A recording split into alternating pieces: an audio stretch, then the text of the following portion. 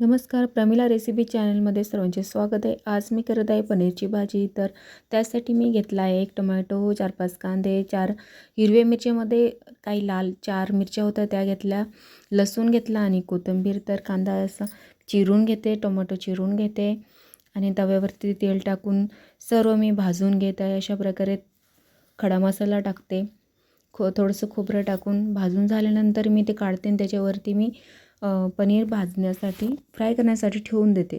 तर इकडे पनीर भाजेपर्यंत मी इकडं पाट्यावरती मसाला अशा प्रकारे वाटून घेत आहे।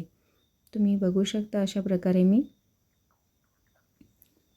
पूर्ण मसाला वाटून घेत आहे। तर माझा हा मसाला वाटून झाल्यानंतर इकडे आपला पनीरही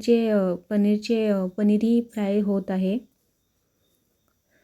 बघू शकता हा पनीर आपला एक साईडनं फ्राय झाला, मी पलटून घेत आहे आणि हा तो काढून घेते मी। आता त्यावर कढाई ठेवते, कढईमध्ये तेल टाकून त्यामध्ये जिरा टाकते। जिरा फ्राय झाल्यानंतर त्यामध्ये सर्व मसाला टाकते।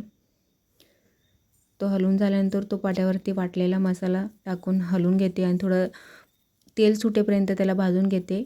फ्राय केलेलं पनीर टाकते, थोडंसं कोथिंबीर आणि मीठ टाकते आणि पाणी टाकून जेवढी आपल्याला पातळ रस्सा ठेवायचा आहे तेवढं पाणी टाकते आणि अशा प्रकारे माझ्या पनीर भाजीला मस्त उकळी आली। पनीर भाजीला मस्त उकळी पण आली आहे। तर माझी रेसिपी आवडल्यास चॅनलला नक्की सबस्क्राईब करा। Thanks for watching.